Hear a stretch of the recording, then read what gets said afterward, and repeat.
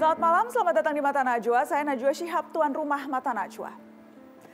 Aksi-aksi terorisme semakin sulit diprediksi, mereka bisa bergerak lincah dan seorang diri. Metode terornya menjadi semakin sederhana, pelaku yang tak cakap pun bisa melaksanakannya. Kecanggihan seperti tidak diperlukan lagi, yang penting bisa mengejutkan berkali-kali. Pasokan para martir seperti tak ada habis-habisnya, entah bagaimana menghentikan rekrutmen yang tak berjeda. Apalagi jika penegakan hukumnya kurang transparan, jangan sampai bekerja serampangan dan ugal-ugalan. Untuk siapa sebenarnya aksi-aksi teror belakangan? Apa yang harus diperbaiki dari strategi keamanan? Inilah Mata Najwa. Teror untuk siapa?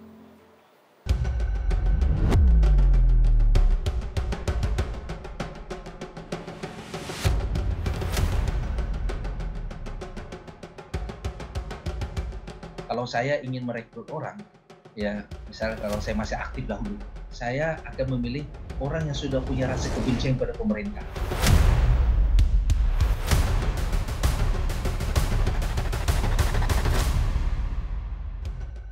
Ada beberapa kita temukan barang bukti di situ. Foto-foto saudara HH dan ZA ada pada saat sidang dan beberapa kegiatan-kegiatan ormas terlarang itu. Keadaan negara yang sudah dikuasai oleh Cina, teman saya dengan semangat melakukan peledakan di industri-industri Cina yang ada di Indonesia.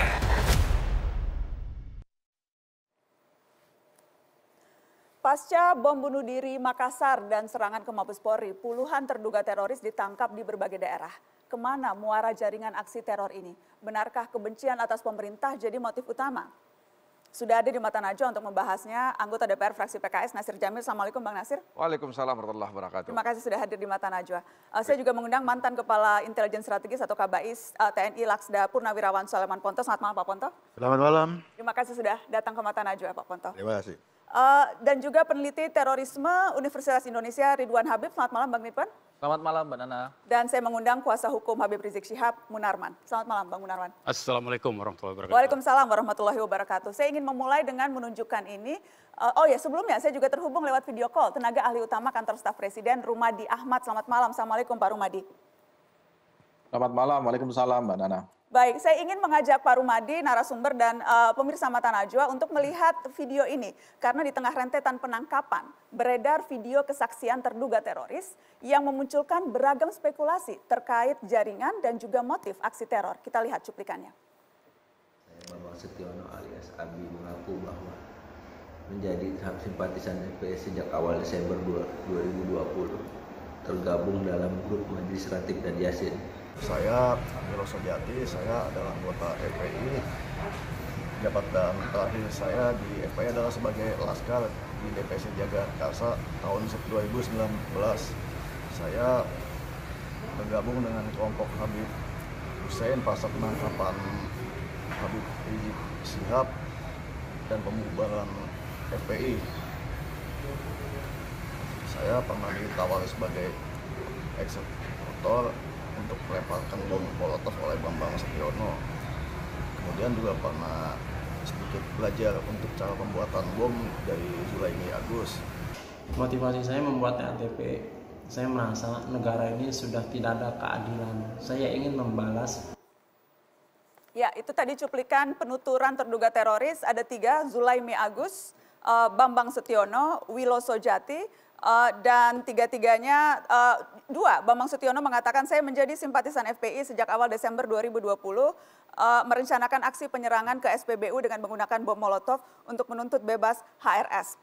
Kemudian Wilo Sojati juga mengatakan anggota FPI, jabatan terakhir di FPI di Laskar DPC Jagakarsa tahun 2019 dan sebagainya. Baik, karena menyebut-nyebut FPI, pertanyaan pertama saya harus ke Anda Bang Munarman, karena walaupun organisasi ini sudah tidak ada, Anda juga tadi mengatakan sudah bukan lagi bagian karena organisasinya tidak ada. Sudah almarhum. Sudah almarhum. Sebagai entitas ya. Tapi simpatisan-simpatisannya masih, kalau tadi berdasarkan video, masih berencanakan melakukan hal-hal yang tadi kita dengarkan. Ya, pertama begini, ini letakkan dulu secara hukum atau secara opini. Itu yang 2 hal yang berbeda ya. Kalau secara hukum, maka sebuah entitas yang sudah almarhum itu tidak ada kaitan lagi dengan orang-orang yang mengaku simpatisan. Itu satu hal. Ya, itu hukum. Karena hukum itu menganut azas kausalitas. Harus ada hubungan yang erat antara satu peristiwa dengan apa yang diakui, ya, diklaim. Itu. Artinya saya mau nyatakan, pertama saya tidak kenal dengan orang-orang ini. Yang kedua, dia sendiri mengaku simpatisan. Artinya dia bukan orang FPI. Dan FPI-nya memang sudah tidak ada, sudah almarhum. Oke, saya mau, jadi 3 orang tadi yang tadi kita lihat di video Anda tidak kenal. Tapi kenal. bahwa mereka mengaku murid dari Habib Hussein katanya. Nah, itu juga saya tidak kenal. Anda tidak kenal Hussein Al-Hasni ini? Saya tidak kenal. Oke. Jadi Hussein Al-Hasni itu sudah beredar, nanti bisa kita cek ya. Itu ada surat pemberhentian 2017, bulan Desember. Kenapa? Saya tanya, kenapa diberhentikan? Karena ternyata ini orang suka, kalau kata orang Medan tuh sok rembo. Sok rembo itu sok gagah. Orang-orang di FPI yang sok gagah, yang mau-maunya sendiri, ya, yang seolah-olah mau bertindak keras, itu pasti akan dikeluarkan dari FPI. Itu sudah berulang kali. Oke. Ya, setelah itu mereka melakukan Bang Munarman, kegiatan, Anda itu katakan urusan tidak mereka. mengenal, tapi ya, ia pernah menjadi pengurus FPI. Bahkan Ya kan? karena pernah diberhentikan. Kalau diberhentikan berarti ya pengurus resmi. Jadi begini posisinya, bukan itu. Jadi jangan dikorelasikan dengan opini. Itu bukan opini, saya bertanya straight. Ketika Anda bilang Makanya saya bilang dia diberhentikan dari FPI. FPI mana dulu? Makanya saya tidak kenal. Tidak semua orang FPI saya kenal. Oh, iya. Itu loh, itu ya. Iya. Itu satu hal ya. Jadi tidak semua orang FPI saya kenal. Pertanyaan saya bukan apakah Anda mengenal jawaban atau tidak, saya, tapi apakah memang ia bagian jawaban dari FPI? saya, Bagian dari FPI? Jawaban saya, dia sudah diberhentikan 2017 karena sok rembo. Itu tadi, itu penting ya menurut saya. Kaitan antara perbuatan dengan pertanggungjawaban hukum itu menjadi penting. Begitu dia sudah diberhentikan, tidak ada lagi kaitan dengan organisasi yang menaungi. Kita akan tanggung tunjukkan jawab pribadinya. Kita akan tunjukkan, jadi Anda bilang diberhentikan, ada surat pemberhentiannya di tahun 2017. 2017 ada. Sorembo itu maksudnya apa? Jadi Anda tidak kaget ketika misalnya ia ditangkap polisi, tidak kaget mendengar pengakuan-pengakuan karena memang sebelumnya Anda sudah mencium begitu? Saya tidak kenal, saya sudah bilang. Jadi tidak bisa dikonfrontir dengan saya, saya tidak kenal. Jadi maksud saya tidak kenal, tidak kaget. Jadi jangan soal kaget atau tidak kaget ya. Menurut saya. Karena ketika Anda memberikan kesaksian Sorembo, jadi kan wajar saja Sorembonya seperti apa, saya bertanya. Saya tanya kepada pengurus yang memberhentikan. Itu jangan lupa ya. Jadi kesaksian saya itu secara hukum de auditu disebutnya. Jadi saya tanya sama orang lain, jadi bukan saya langsung ya. Saya tanya sama pengurus yang memberhentikan, kenapa dia diberhentikan? Karena sok rembo. Dijawab oleh yang memberhentikan, dia sok rembo. Gitu. Oke, kalau begitu ya sok rembo mungkin karena ya itu tadi, salah satunya. Nah ini kan, lihat ini memberhentikan. Tanggalnya jelas, 11 Desember 2017. Sekretaris Bidang Jihad DPW FPI Jakarta Timur. Iya. 2015 yang menandatangani 2020. siapa? Bukan saya. 2015 2020. Clear ya jadi saya. Jadi Timur. secara hukum tidak ada kaitan lagi dengan saya. Itu yang pertama. Nah yang kedua yang saya mau katakan, kalau soal orang-orang terpapar ya, ini kan soal pikiran ya. Saya punya data ini. Nah ini ya. Polisi yang diklaim tewas di ISIS diduga pelatih perang. Polisi loh. Tetapi kan tidak pernah dikaitkan institusi polisinya, kepolisian RI-nya. Ya, nih. Ada yang berani mengaitkan ini? Mau ditangkap sama polisi? Coba ini. Ini saya punya baru satu ya. Ada lagi yang Polwan. Jadi kita paparan fakta. Polwan ditangkap Densus. Jadi ini soal terpapar ya. Jadi kalau soal pikiran orang itu dia masing-masing gitu loh. Ini banyak. Itu soal terpapar terorisme. Kemudian soal ini lagi NKRI. Kita ini NKRI ya. Ini soal separatisme. Ada oknum-oknum TNI Polri. Disebutnya oknum-oknum. TNI Polri menjual senjata kepada KKB, OPM. Jadi banyak sekali. Ini lagi, mau saya katakan lagi ya. Ini fakta lagi. Ini oknum TNI Polri jadi bandar narkoba. Disebut nggak? Berani nggak nyebut bahwa institusinya? Nggak ada. Oknum kan? Nah, kita harus fair, harus adil, mulai dari pikiran sampai dengan data. Jadi tidak bisa kita menggiring opini publik. Tapi kalau memang ada tujuan-tujuan tertentu untuk menggiring opini publik, ya itu artinya sudah permainan hegemoni. Oke, jadi Anda mau bilang berbagai pengakuan yang kita lihat beredar, yang mengatakan simpatisan, yang mengatakan merencanakan aksi teror dan sebagainya, itu sama sekali tidak ada hubungannya dengan organisasi yang sudah almarhum tadi. Sudah almarhum. Jadi urusan dia sendirilah itu. Bukan urusan kami itu. Tidak ada urusannya dengan FPI. Sama seperti yang ini ya, yang oknum-oknum ini ya. Pak Sulaiman bagaimana? Karena sudah mati, organisasinya sudah almarhum, jadi keterkaitan itu hilang sama sekali. Anda kan meneliti FPI sudah 15 tahun, sejak lama begitu. Ya. Jadi ketika mendengar pengakuan itu, apa yang terbersit di benak Anda? Nah, jadi kalau kita mau bilang satu organisasi, kita harus bedakan ini organisasi teroris ataukah manusianya yang teroris. Contohnya, ketika Hamas melaksanakan pemboman, dia bilang kami yang bertanggung jawab, berarti organisasi yang bertanggung jawab. Nah, selama ini kita kan tidak pernah ada satu organisasi yang menyatakan kami yang bertanggung jawab, kan tidak. Yang ada manusianya. Nah, FPI selama ini ada Pak Munawar, di depan mata saya mereka itu hanya dissident armed forces. Apa dissident armed forces? Dia punya komando yang jelas, dia punya organisasi yang jelas, dia punya tempat yang jelas, dia punya hierarki yang jelas. Nah, terbukti tadi kalau mereka mengingkari disiplin organisasi dikeluarkan.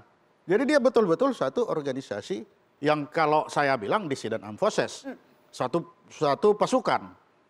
Nah, satu pasukan ini beda dengan teroris. Mereka akan bergerak selalu dia pasukan, tapi begitu satu orang ini keluar, ya dia akan tidak lagi membawa nama pasukan.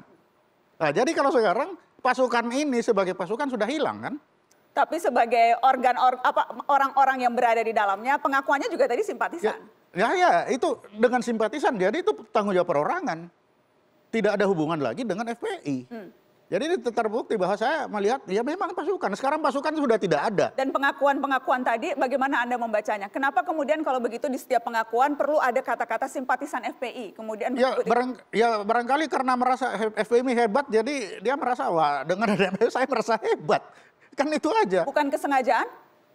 Lah, saya kan tidak ikut ini, hanya melihat itu. Ya, analisa Anda sebagai mantan orang intelijen bukan kesengajaan itu? Kalau bagi saya melihat dia itu merasa terlindungi atau mengajak kawan-kawan supaya membela saya lah, seperti itu. Tapi dia lupa. Kawan-kawan di FPI ini maksudnya? Ya, itu. Jadi kalau saya FPI berarti saya mungkin akan dibela. Kan itu biasalah anak-anak seperti ini kan ada pembelaan. Dan menyebut itu menurut Anda itu karena akan mudah terasosiasikan dengan lebih mudah menjelaskannya atau untuk menarik-narik atau apa analisa Anda? Saya kira dia hanya ingin memperlihatkan saya hebat, itu aja. Karena bagi dia kan melihat FPI itu hebat. Jadi mengaku FPI hebat, ya itu aja. Ada opini yang mau digiring menurut saya itu. Yang diciptakan oleh? Jadi bisa dilihat tadi ya, mereka membaca satu teks di bawah dan menghafal itu sampai merem-merem matanya itu dia menghafal sesuatu yang digiring untuk ke situ. Siapa yang berusaha menggiring opini itu? Orang yang di belakang layar itu, yang di sampingnya itu loh. Siapa itu Bang Munarman? Ya coba ditanya, itu dia sedang ditangkap oleh siapa? Anda yang mengatakan ada yang menggiring opini. Iya. Ketika Anda melontarkan itu, siapa menurut Anda menggiring yang opini? di sampingnya, yang sedang ngomong itu. Dengan tujuan apa? Coba lihat. Tujuannya menggiring supaya FPI itu menjadi organisasi teroris. Begitu FPI sebagai organisasi teroris sah secara opini publik, maka semua orangnya boleh ditindas, boleh diperlakukan di luar hukum. Contoh, ini satu, contoh, sebentar, dikit lagi. Contoh, ibu-ibu yang Siti siapa itu mengeluh di Facebooknya, begitu suaminya ditangkap, maka tetangga-tetangganya merasa berhak mengambil bunga mawarnya. Itu artinya perbuatan-perbuatan seperti ini akan menggiring masyarakat melakukan. Bung Munarman, Anda mengatakan akan menggiring opini, tapi Anda di awal bilang FPI sudah secara organisasi sudah almarhum. Jadi menggiring opini untuk melakukan apa? Jadi Anda tidak konsisten opini juga supaya orang-orang bekas FPI sah diperlakukan di luar hukum itu. Bagaimana Bang Ridwan? Itu opini yang muncul dari mantan sekretaris umum FPI yang sudah almarhum atau bagaimana? Ya kalau kita lihat fakta memang data-data yang kita teliti ya, yang menjadi teroris itu biasanya keluar dulu dari FPI. Dulu ada namanya Zainul Ansori, ketua FPI Lamongan tahun 2008, keluar dari FPI, gabung ke JAD, berbaiat dengan JAD. Tetapi Mbak Nana, yang terakhir ini, yang condet ini, kita cek belum ada informasi bahwa mereka bergabung dengan JAD. Jadi dalam penelitian kami sementara ya Mas Munarman, penelitian kami sementara kami menyimpulkan ini terorisme politik. Jadi motivasinya berbeda sekali dengan serangan Makassar, berbeda sekali dengan Zakiyah Aini yang kemarin pakai airsoft gun di Mabes Polri. Dua orang itu, yang Makassar dengan Zakiyah, itu motivasinya ideologis. Mereka ingin syahid masuk surga. Tetapi yang ini motivasinya tampaknya politis. Karena mereka merasa mungkin terzalimi, pimpinan mereka misalnya dizalimi. Baik, tadi Anda katakan biasanya yang melakukan aksi teror keluar dulu dari organisasinya. Baik, kita akan bahas itu setelah pariwara. Saya juga akan ke Pak Rumadi dan juga Bang Nasir Jamil. Tetap di Mata Najwa, kami kembali sesaat lagi.